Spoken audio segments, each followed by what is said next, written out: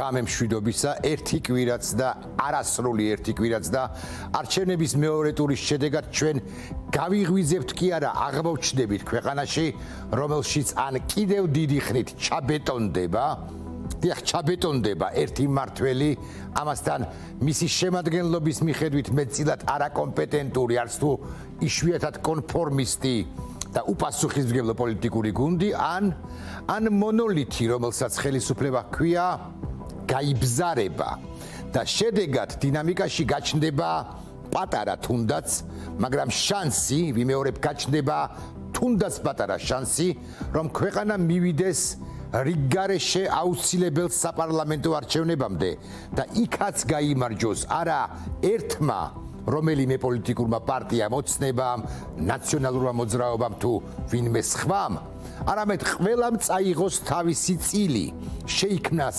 ესე ნანატრი კოალიცია და ნელ-ნელა დავიწყოთ ამოსვლა ჭაობიდან, რომელშიც კისრამდე ვართ ბოლო 9 და ვიქნები გულახდილი მეტი წელია და ამ ჭაობში ეს ხელისუფლება ხომ გვახჩობს და ის წინაც არ აკლებდა, მაშინ როცა ვთქვათ ადამიანის უფლებებს არღვევდა ან მედიაზე ზეწოლას აგრძელებდა.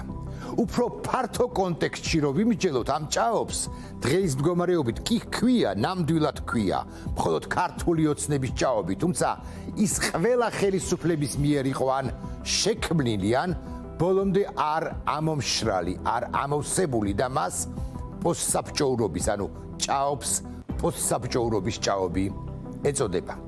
უბრალოდ და ალბათ ნამდვილად ესეც უნდა ვთქვათ, ახლანდელი ოცნების მიერ შექმნილი ჭაობი ძალიან ღრმა და სუნიანია და ის ვრცელ ტერიტორიაზეა გადაჭიმული. ჭაობია მურუსიძის სასამართლოში, ჭაობია ეკონომიკაში, ჭაობია განათლებაში, ჯანდაცვაში, ხომ ჭაობია და ბევრგან, სადაც სიცოცხლის ნიშნებიც აღარ არსებობს.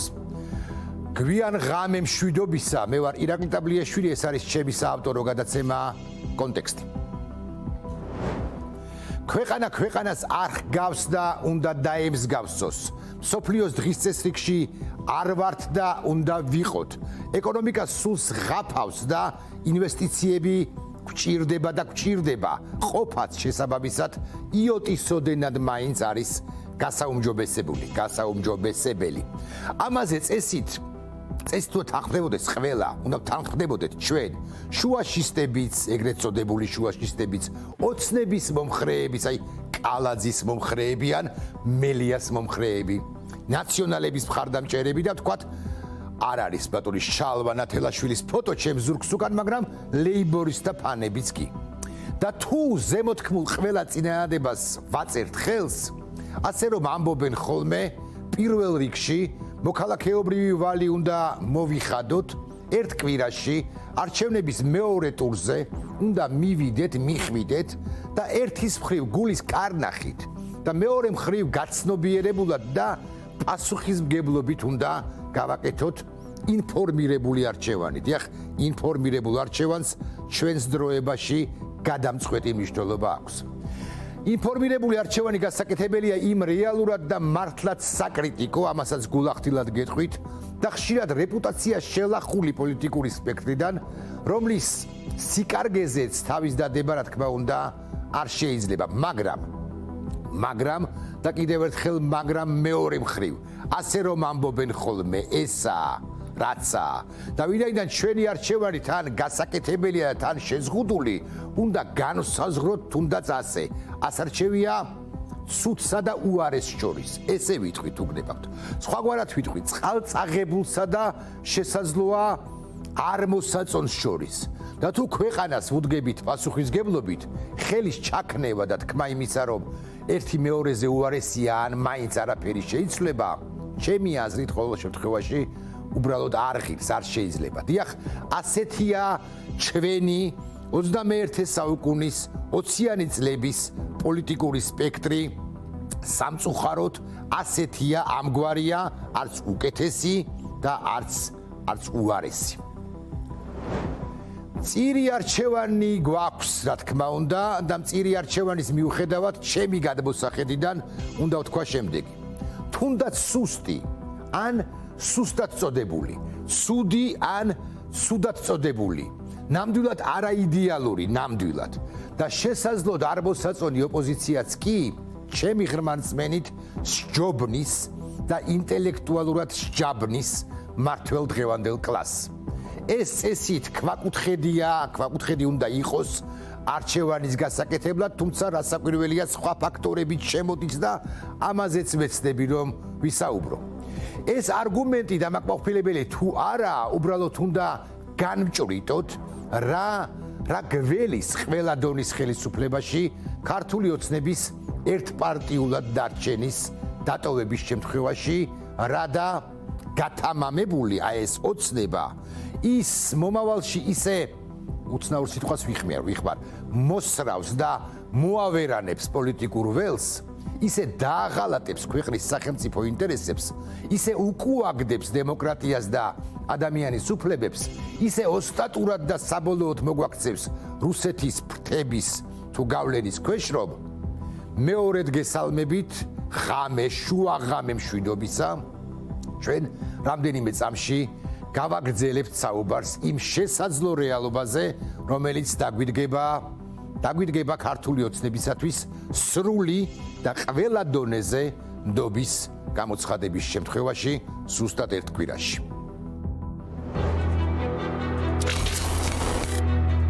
ისტორიული შანსი საქართველოსთვის. დარჩება ქართული ოცნება ხელისუფლებაში კიდევ დიდხანს თუ გაჩნდება ბზარი ხელისუფლების მონოლითში. კოალიციური ოპოზიციური მმართველობის შანსები, ისტორიული შანსი საქართველოსთვის.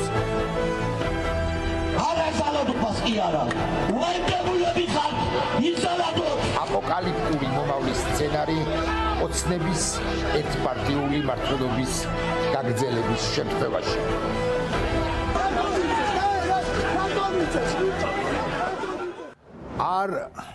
არ უარყოფ ლეგიტიმურია კითხვა რა მოასწავებს იმას რომ ქვეყნისათვის აპოკალიფტური მძიმე სცენარით გაგრძელდება პროცესები იმ შემთხვევაში თუ ქართული ოცნება ისევ გაიმარჯვებს არჩევნებში თქვენ ნახეთ ძალიან საინტერესო კადრები ეს რომ გამეორდეს გამორიცხავთ და არც მე გაურბივარ გულწრფელად გეტყვით ამ კითხვაზე პასუხს საერთოდაც რას გულისხმობთ ამ აპოკალიფტურ სცენარში ამ კითხვებს პასუხი ასეთ შეიძლება გავცეთ კონტექსტის დიახ მისი მხრიდან ანუ ოცნების მხრიდან კონტექსტის სრული გაუაზრებლობა და კიდევ წარსული გამოცდილება რომელიც გვეუბნება რომ აქამდე ვერც ერთ სფეროში ოცნებამ საბოლოოდ თუ ვიქნებით გულახდილები ვერ ივარგა მაგალითად ვერ ივარგა და თქვენც იცით ოცნებამაც იცით სერგეენკომ მაგალითად არაჩვეულებრივმა ექიმმა იცის რომ ოცნებამ ვერ ივარგა კოვიდის მართვის და ვაქცინაციის პროცესში. ვერ ივარგა ინვესტიციების მოზიდვაში. ვერ ივარგა 1000-ჯერ დაანონსებულ სამართლიანობის ბჭყალებში თუ უბჭყალებოდ აღდგენაში. ვერ და არ დაიწყო მეგაპროექტები, მაგალითად პრაქტიკულად დაასამარა ანაკლიის ღრმაწყლოვანი პორტის იდეა და რაც ალბათ ყველაზე მთავარია პრაქტიკულად ღიად მოატრიალა საგარეო კურსი, რაც გავბედავდა ვიტყვი ქვეყნის გარდაცვალებას მოასწავებს. ნიშნავს. რეალობა წარსულიდან გამომდინარე მწარეკია, მაგრამ უფრო გამწარდება ეს რეალობა სწორედ იმ შემთხვევაში თუ ერთხელ უკვე ხსენებული ბზარი სახელმწიფო მონოლითში არ გაჩნდება. ახლავე გეტყვით, რასაც გულისხმობ. თუ ოცნება და ამას გეუბნებით გულახდილად ახლაც უპირობოდ მოიგებს ყველა დონის არჩევნებს და ადგილობრივი თვითმმართველობის არჩევნების მეორე ტურია მოგეხსენებათ. პრაქტიკულად გამოირიცხება რიგგარეშე საპარლამენტო არჩევნები და შესაბამისად ცენტრალური ხელისუფლების შეცვლის შესაძლებლობა. შესაბამისად ქვეყანა, რომელიც ისედაც სუსტდება წლიდან წლამდე კი არა დღიდან დღემდე, ამ სისუსტეების გამოც კი არა გამოც რუსული გავლენების არეალად რუსეთის უკანა ღობედ ტერიტორიად ეზოდ, უკაცრავად ტერიტორიად გარდაიქმნება. გარდა ამისა, თუ ოცნება მეორე ტურშიც გაიმარჯვებს, ადვილი სავარაუდოა. ადვილი განსაჭრეტია, რომ ის კიდევ და კიდევ ამოქოქავს რეპრესიულ ახალ მანქანებს. აი ხაზარაძის და ჯაფარიძის წინააღმდეგ მაგალითად. ახალი ძალით შეუტევს ოპონენტებს და არა მხოლოდ ხაზარაძეს და ჯაფარიძეს. ამ ყველაფერს შეფუთავს თუ იდეოლოგიურად გაამყარებს ერთი უნიჭო რეჟისორის მიერ უნიჭო მხატვრული დოკუმენტური ფილმების გადაღებით, მართლა ბოროტი, ჩემი აზრით, ცრუ პოეტის ვიდეო ბლოგებით და ამას ზედ დაურთავს კუნთმაგარ ორკებს, რომლებსაც გეშავდა ის წლების განმავლობაში და გეშავს იმისთვის, რომ მეზობელმა მეზობელზე, მეგობარმა მეგობარზე, უცნობმა უცნობზე გაიწიოს და ახლა კიდევ გავამკაცრებ ტონს. თუ ოცნება ისევ მოიგებს ყველგან, ანუ ამ შემთხვევაში ადგილობრივი თვითმმართველობის არჩევნებს, მისი მომხრე ბებერი ბოლშევიკი, უკაცრავად ღრძოები, თქვათ 2005 წელს დაბულებს კიდევ ერთხელ მიმართავენ ასე, შენ ნაციონალი ხარ და ბოროტება ხარ. ამასთან ეს მათაც შეამკობენ, ვინც იმ ხანად, ანუ თქვათ 2 წელიწადში ან 3 წელიწადში 18-19 წლის იქნება, ანუ დღეს ვინც არის სულ რაღაც 16-17 თუ 15 წლის. და ხომ არ გგონიათ, რომ მარტო კოლექტიურ კობახიძეს გულისხმობ, ან მარტო კოლექტიური კობახიძე იქნება ამ სიტყვების თქმელგამეორებელი კიდევ ერთხელ, არა. მაღალი ალბათობით სადღა იქნება 24 წელს კონკრეტულად ბატონი კობახიძე, მით უფრო ვთქვათ 2028 წელს. ან კონკრეტული კობახიძე სად იქნება, ან თქვათ კონკრეტული მდინარაძე. სამაგიეროდ იქნებიან 89 წლის აპრილში, 1989 წლის აპრილში, რომ ცეკას მდივნები იყვნენ ისინი, ან 90-იან წლებში რა ხდებას რომ კითხულობდნენ ის ძალად ჟურნალისტები და სწორედ ისინი და კვლავ ისინი მომართავენ ტროლებს, ახლა მართავენ, ამ წუთებში მართავენ ბოტებს და სიძულვილის გვარს ვასახელებ დიტო სამხარაძეებს და არა ასე ვაჭარბებ. დღეს ჩვენს თვალწინ ამ წუთებში ამავე გადაცემის Facebook გვერდზე არ შემოდიან ტროლები და ბოტები და სხვა გადაცემების და არ წერენ სიძულვილით გაჟღენთილ მესიჯებს, არ აკეთებენ ამას. არ ეუბნებიან მაგალითად აი ამ ძალიან პატიოსან წესიერ ბიჭს 24 წლის თუ არ ვცდები ცოტნე კობერიძეს, რომელიც 2003 წელს იყო 5-6 წლის, ხოლო 2012 წელს 14-15 წლის, რომ მას აი ამ ბიჭს ახალგაზრდას აქვს სისხლში გასრილი ხელები. არ ქმნიან გარემოს, რომელშიც მხოლოდ ახალგაზრდებს აი ცოტნეს კი არა, ჩემ ხელებსაც გვეფიქრება ამგვარი რამე, უნდა წავიდე ამ ქვეყნიდან. ამიტომ მესმის, განა არ მესმის რა ობიექტური მიზეზები, არგუმენტები გვაქვს დღევანდელი ოპოზიციის წინააღმდეგ, მაგრამ ზემოთ აღწერილ სცენარსაც იოლად უნდა ვჭრეტდეთ, მე ვჭრეთ და ვხედავ, რომ თუ ამ ოპოზიციას სწორედ დღეს არ მიეცა შანსი, უფრო ზუსტად თუ ნელ-ნელა ან სწრაფ-სწრაფად არ დამთავრდება ეს სიძულვილი ჩვენში ჩაბუდებული და ოცნების მიერ შექმნილი და მხარ გამაგრებული ამ ქვეყანაში, ანუ არ დაიწყება სიძულვილის რღვევა, ერთიანი რღვევა, მაშინ თქვათ 2024 წელსაც ოცნება ისევ გამოხფენს სისხლიან ბანერებს და მეც მოხვდები. გახარია ალბათ არ მოხდება, სხვა ნამდვილად მოხდება, ცოტნე კობერიძე მოხდება, სხვები და სხვები მოხდებიან და ისევ დაარიგებს მერე ოცნება 50, 100, 150 ლარს, ისევ გამოივაჭრებს მის მიერვე გაღატაკებული მშიერი ადამიანების ხმებს და ხადარჭერას და ისევ თვალ დაუხამხამებლად და კიდევ ერთხელ მოახდეს ქვეყნის ვიმეორებ სრულ დესუვერენიზაციას. და ბოლოს ამ თემის დასასრულ რა არის ამ ჩიხიდან გამოსავალი? კოალიცია, არჩევნები, კოალიცია და მხოლოდ კოალიცია. ის და იმგვარი როგორც დასავლეთში მუშაობს ყველგან ან ბევრგან, აი ავტოკრატიაში კი არ არსებობს. არ არსებობს და არ შეიძლება არსებობდეს. ჩვენ დასავლეთის ნაწილი უნდა ვიყოთ, ამიტომ კოალიცია არის გარდაუვალი აუცილებლობა ჩვენი ქვეყნისათვის. გვანცაფოცხვერია მოამზადა სიუჟეტი სწორედ დასავლურ კოალიციებზე, სიუჟეტს ახლავე შემოგთავაზებთ, მე კი მანამდე ვიტყვი.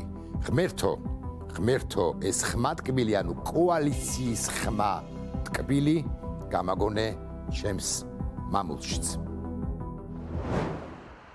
ევროპაში სულ 51 ქვეყანაა, მათგან 35 კოალიციური მთავრობებით ძირითად შემთხვევებში წარმატებულად იმართება. აღნიშნული რიცხვი მეტყველებს თუ როგორი მმართველობის ტიპს ირჩევს თანამედროვე სამყარო. ევროპის ქვეყნების გარდა მმართველობის ამ მოდელს ყველა კონტინენტზე საკმაოდ აქტიურად იყენებენ. ეს მათ პროგრესულობაზე მეტყველებს. საქართველო ამ მხრივაც არ გავს ევროპას და არც ერთ განვითარებულ სახელმწიფოს. ქვეყანა, რომელიც ევროპასთან ინტეგრაციას ისახავს მიზნად, მმართველობის მოდელად ერთპარტიულობას ამჯობინებს დამოუკიდებლობის მოპოვების დღიდან. არადა სწორედ ევროპული კოალიციურობის მოდელი უნდა იყოს ჩვენთვის ყველაზე საინტერესო და მიმზიდველი, თუნდაც დამოუკიდებლობის აღდგენიდან 30 წლის შემდეგ.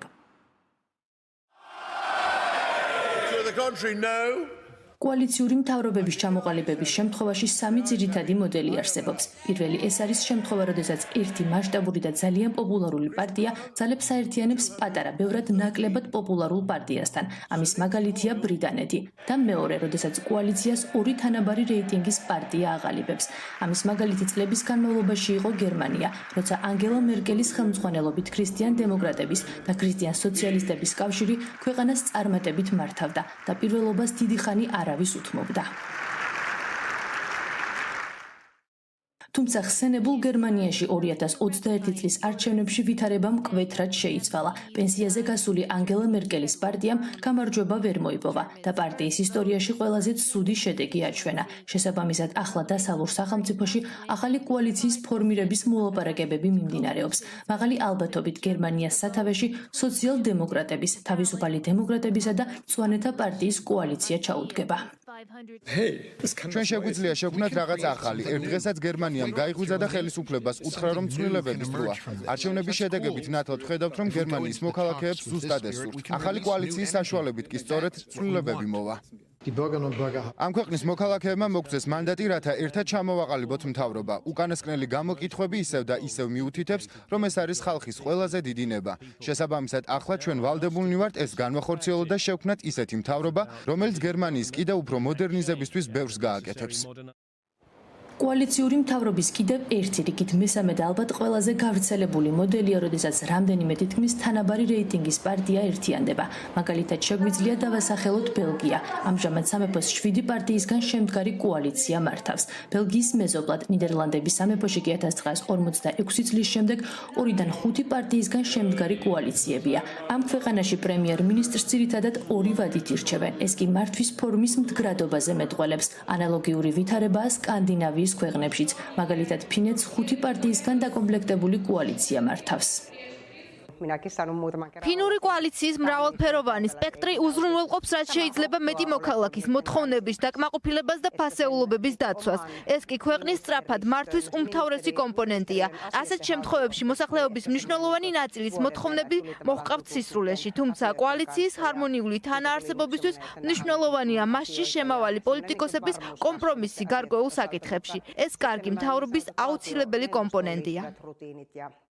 კოალიციური მთავრობების ამ მოდელებს უკვე 10 წლეულებია საერთაშორისო მასშტაბით და განსაკუთრებით დემოკრატიულ სამყაროში აქტიურად იყენებენ. მთავრობის მრავალფეროვნების შემთხვევაში გაცილებით მეტი მოქალაქის საჭიროებები კმაყოფილდება. თუ ამას პოლიტიკოსების ერთად მუშაობის სურვილი ერთვის, ქვეყანა სწრაფად განვითარების გზას ადგება. გადავა თუ არა საქართველოს კოალიციურ მმართველობაზე, ეს არც არავინ იცის. თანამშრომლობის ხელი ოპოზიციამ ერთმანეთს უკვე ჩამოართვა. მმართველ ოცნებას კი არა თუ კოალიციის, არამედ საერთოდ არავის გაგონება არ უნდა. ხელისუფლებაში ყოფნის მე-10 წელსაც კი ის თავის განუმეორებლობაშია დარწმუნებული.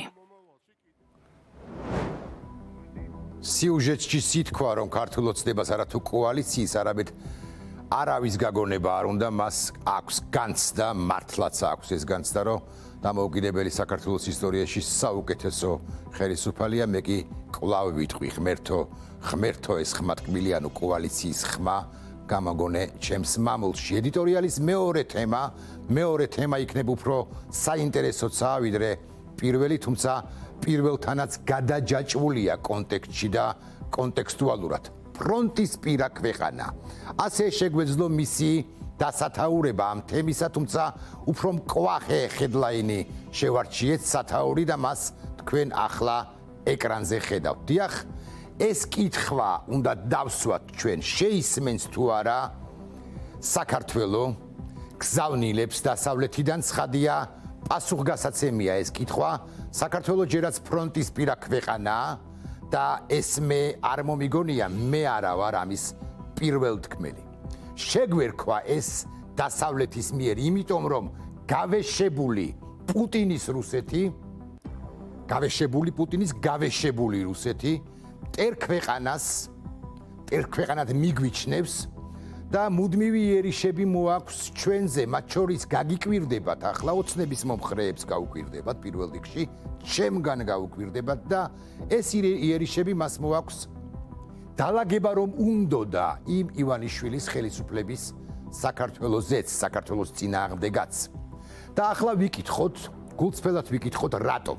იმიტომ ხომ არა რომ მისთვის, რუსეთისთვის ყველა მტერია. მისი აღქმით შლეგიც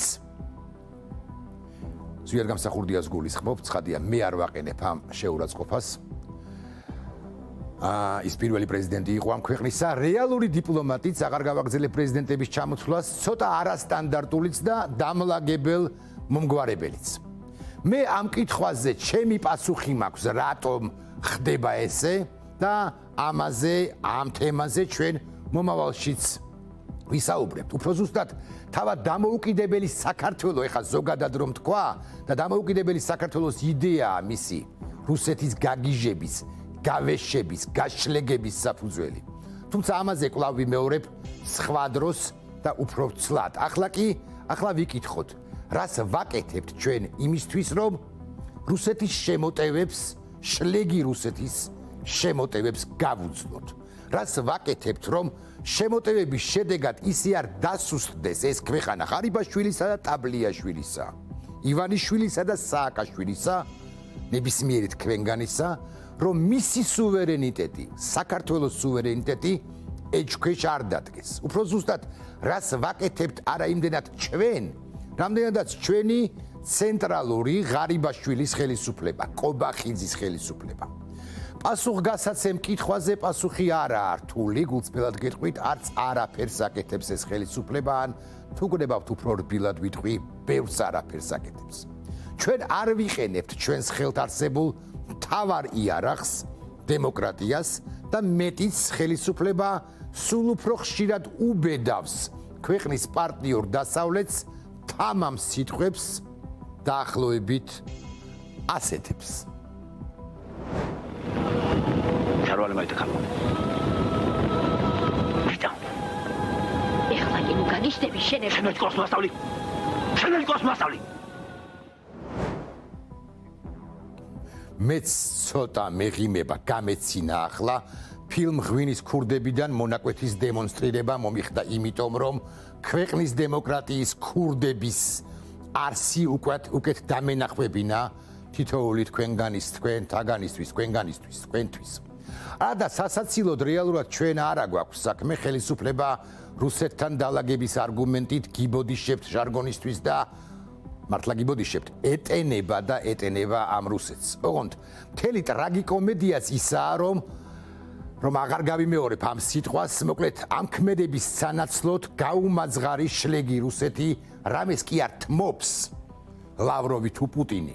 პირიქით, მადამოსული მეტს და მეტს ითხოვს მისი სამხრეთელი ერთმორწმუნე მეზობლის ხელისუფლებისაგან და ესენიც თავზე ლაფდასხმულები მეტ და მეტ კოჭს უგორებენ უფროს ძმას, ასე კარგავს საქართველოს არა მხოლოდ ფრონტისპირა ჩემს მიერ ხსენებული ქვეყნის სტატუსს, არამედ იმიჯსაც, რომ მას წინააღმდეგობის გაწევა შეუძლია. გარდა ამისა, საქართველოს კარგავს საკუთარ მისია როლსაც ჯერ კიდე შევარდნაძის მიერ განსაზღვრულს თანამედროვე ისედაც ძალიან ქაოტურ სამყაროში და ემსგავსება მეორედ ვახსენებ თუ არ ვწდები ტერიტორიას ხვანჭკარისა და გაწელილი ღომის სივრცეს სალაფავს რუსი ტურისტებისათვის ამ ყველაფერს რასაკვირველია ძალიან კარგად ხედავენ დასავლეთში რომელმაც მილიარდების შესწირა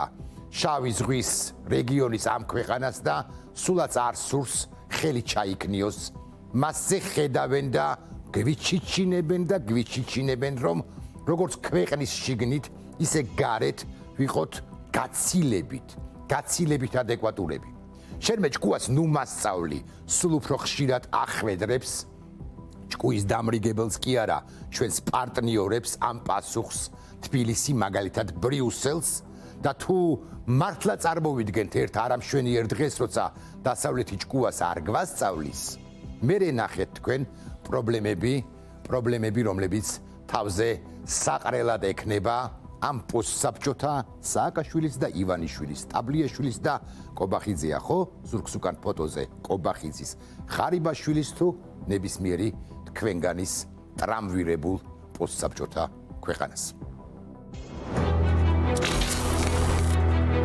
ჩამოსული და წასული ამერიკის თავდაცვის მდივანი შეისმინა თუ არა ხელისუფლებამ ლოიდ ოსტინის დიპლომატიური გზავნილები საქართველოს მთავრობამ უნდა გააკეთოს მისი ნაწილი დატვირთვისა იმისაც რომ გამოიყენოს აშშ მხარდაჭერა გააძლიეროს საქართველოს დემოკრატია გაატაროს ფუნდამენტური რეფორმები რომლებიც აუცილებელია საქართველოს მეტად დასავლეთთან მეტად ჭიდრო დაკავშირებისათვის რას ნიშნავს გააძლიერეთ დემოკრატია და გაატარეთ ფუნდამენტური რეფორმები რატომ გვახსენებს ამერიკა 2008 წლის ომს და მის შედეგებს რუსეთი იყო ამ რეგიონში უსაფრთხოების და პროგრესის გარანტი ასე იყო წარსულში და ასე იქნება მომავალშიც ეჭვიც არავის შეეპაროს ლოიდის გზავნის შემდეგ ისევ მოგვინდება თუ არა გაერთიანება პლატფორმაში 3+3 პლატფორმაზე 3+3 ოდნავ მოგვიანებით მანამდე კი სწორედ რეალურად დასავლეთი არის ჩვენი მარადიული პარტნიორი იმ პირობით თუ თავად ჩვენს მე 4-ად ვამბობ ამას ამ გადაცემაში და 51-ით ამ გადაცემებში ამ პროგრამაში ჩვენ ვიქნებით ადეკვატურები ხოლო მისი დასავლეთის ცოტა ნელი შესაძლოა გამაღიზიანებელი ტემპი ჩვენთვის გამაღიზიანებელი ტემპი ასე ვიტყვი ჩვენი ინტეგრაციის მისამართით მიმართულებით ტემპი განპირობებულია მინიმუმ 2 ფაქტორით ჯერ ერთი თავად ჩვენ რეალურად რო ვიმსჯელოთ არ ვართ ბოლომდე მზად იმისთვის რომ სრული ინტეგრაცია მოვახდინოთ დასავლურ სივრცეში და მეორე დასავლეთი კარგად აკვირდება რუსეთის შლეგი რუსეთის ქმედებებს და შიშობს რომ ეს ბოროტი ქვეყანა არაპროპორციული იქნება ჩვენი სწრაფი ინტეგრაციის შემთხვევაში.